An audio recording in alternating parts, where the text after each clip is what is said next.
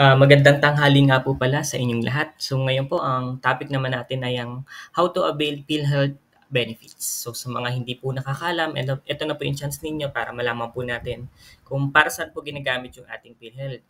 Kung para saan din napupunta yung ating kinakaltas buwan-buwan, sa mga binabayad po ng employer natin, yung mga self-employed yun na nagbabayad ng monthly remittances nila, ito po yung pagkakataon nyo para malaman po natin. So isa-isahin po natin.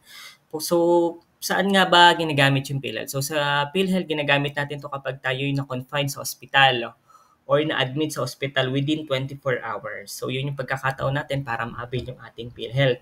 So hindi lang siya doon natatapos, kailangan meron din tayong 3 months latest contribution within immediate 6 months confinement date po natin. So kapag na-meet na po natin yung mga deadlines na yun, ay ng mga requirements na yun, yun na po yung pagkakataon para ma-avail natin yung PhilHealth natin. So, sa mga nagtatanong po, ano-ano ba yung madalas na requirements pag nag-a-avail tayo ng ating PhilHealth?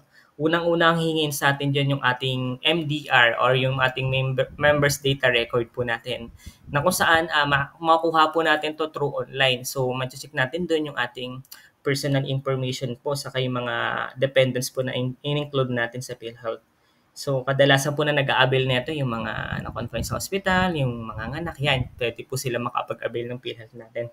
So, sunod din po ang mga hinihingi pong mga requirements po ni hospital para ma-avail natin yung ating PhilHealth na mabawasan yung ating billing is yung CF1 or yung CSF. So, itong CF1 or CSF, pwede po natin itong hingiin sa ating mga employer. Kailangan sign na po ng ating mga employer itong CSF and CF1. Sila po kasi mag-fill out nito. And then yung last, yung ating breakdown ng PhilHealth contribution or yung tinatawag na PhilHealth certification. So, hindi naman lahat ng hospital humihingi ng ganito. May mga mangilan-ngilan lang din yung mga hindi pa ganun ka-updated sa system ng hospital. Nangihingi pa rin sila ng mga manual copy ng PhilHealth breakdown. Kasi may mga payment pa rin na hindi posted kahit nakapagbayad na yung ating mga employer. So, isa ito sa mga hinihingi ng ating hospital para ma-validate kung talaga employed ba tayo sa ganitong company.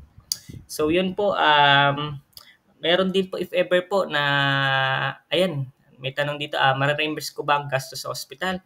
Yes po, pero kailangan po, if ever po na ma-confine tayo sa ibang ospital, itabi lang po natin yung ating mga resibo sa yung mga gamot at reseta po na nabili po natin sa mga drugstore. Pwede po natin siya pa-reimburse kay PhilHealth. Yun nga lang po, may mga pili pong sakit and cases po si PhilHealth para ma-validate po yung kanilang reimbursement. Saka meron din po silang deadline, kailangan within a month may report na kagad natin to sa PhilHealth na kapag gumastos kayo ng ganito na kung saan mara-reimburse natin yung ating mga nagastos. So yun lamang po, kung may mga karagdagan pa po kayong katanungan, pwede po kayong mag-comment sa baba.